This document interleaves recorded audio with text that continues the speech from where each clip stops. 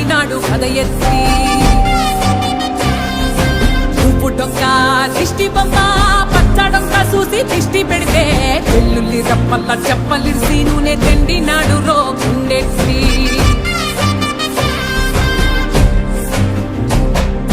సట్టి నిండా సరుకు కుక్కి కుక్కి ఒట్టి నెట్టి మొక్కెట్టి ఎట్టి